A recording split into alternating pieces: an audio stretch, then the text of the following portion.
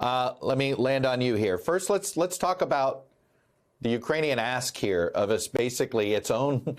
It wants its own security treaty, and it certainly, and they want it to be stronger in NATO. Obviously, we have other treaties, security treaties we're a part of, but how would that work with NATO? And is there some inevitable potential tripwires here? Well, this is quite an ask. Certainly, I think for the United States, an important part of improving Ukrainian security would be for us to have our strategy for the greater Black Sea region. You know, so much of the conversation about Ukraine is as if it's an island somewhere, but it actually is. It's in a region where we have 3 NATO allies, Turkey, Romania, and Bulgaria. There's huge economic potential for the region as a connector between Europe and Eurasia. So a longer-term relationship with Ukraine that is not only about security cooperation, but also diplomacy and economic investment, that would be a part of it. You know, we've done I think the Department of Defense has done a great job helping Ukraine with their training at Yavori, for example, and working with other allies, our Canadians in particular, helping Ukraine over the years. But a longer-term strategy for helping them modernize and get to where they want to be. Actually, after what I've seen the last 5 weeks, the Russians are going to be looking for a security guarantee against Ukraine. The way Ukrainian forces have performed so well. Right. I think helping them continue to modernize their military and all their democratic institutions is an important part of this. But, General, I guess I want to go back to this idea that Ukraine wants a security agreement. If it can't join NATO, it wants a security agreement that includes the United States. As far as Vladimir Putin's concerned, NATO is the United States. So, you know, this feels like a distinction without much of a difference. I think that the United Nations has a role to play here. And then I also think about the Dayton Peace Accord, where the alliance was able to implement an agreement with the security forces from multinational security forces.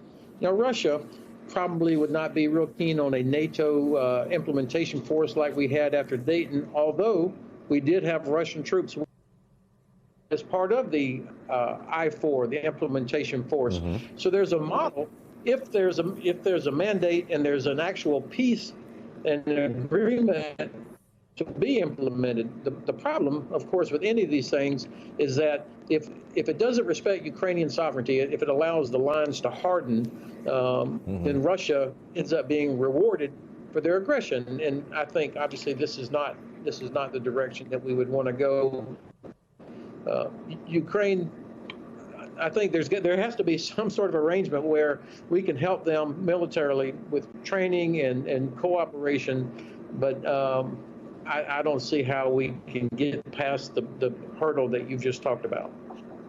You can't imagine us agreeing to what Ukraine wants is if Russia steps back foot, you know, comes back into Ukraine the next time. Basically, we have an Article 5-like commitment, which is what they're looking for, to join with their defense. You think that would be probably a bridge too far for us? Actually, I think we could do it. You know, we have allowed ourselves to be deterred by Russian threats when, in fact, the reality is I think it's a very, very low likelihood that they would use chemical weapons. I think it's a very low likelihood that they would employ a nuclear weapon. We have all the advantages of the alliance, and we haven't been using them. There's been too much talk about avoiding escalation when, in fact, we have the advantages, and we should be pouring it on right now in Ukraine, helping Ukraine.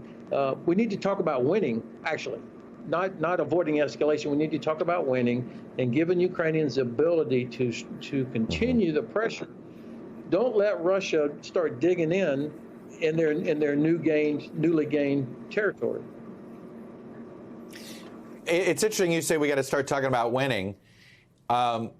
It feels as if we're in a situation where Putin isn't gonna.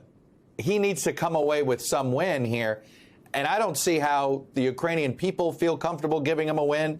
If anything, you know, as I've said, if your next door neighbor tries to kill you, how are you supposed to live next door to that person? Because a police officer came and said, no, your neighbor's not going to do it again? Well, I don't think I'm willing to accept the conventional wisdom that Putin needs to have a win of some sort. I mean, honestly, at this point, he has, I don't know that he deserves some kind of an off-ramp. Now, I'm not a diplomat, and being able to give them some sort of a way to get out of this mess that they have created entirely, I understand the conventional wisdom, but I think, frankly, the situation now has changed to a degree that we have all the advantages. Ukraine is getting the momentum, and we should not be willing to accept anything short of at least going back to the pre-24 February line. And frankly, when President Biden talked about in Warsaw the other day that this is about democracy versus autocracy, we need to back that up. The president is right, and I think we need to use all of the assets that we have, not just military, to continue to push back and help restore all of Ukraine's sovereignty. So you're getting at something that I've asked others. It looks like we've got our foot on Putin's throat right now in a way that we haven't ever had before. And I assume that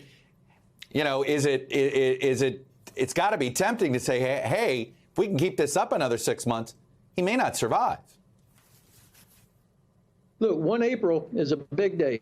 On this day, on Friday, 130,000 Russian families are supposed to send their son to report as conscripts. This is the normally scheduled next wave of conscription for the Russian army.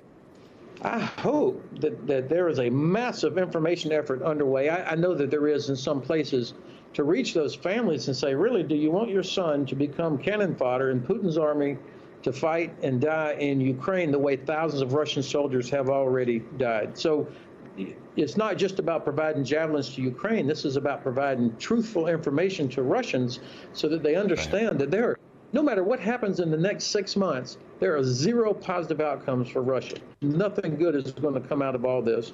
So I think that the top priority, candidly, is not getting a ceasefire. The top priority is making sure that democracy is successful in our longer-term strategic interests, which includes a democratic Ukraine.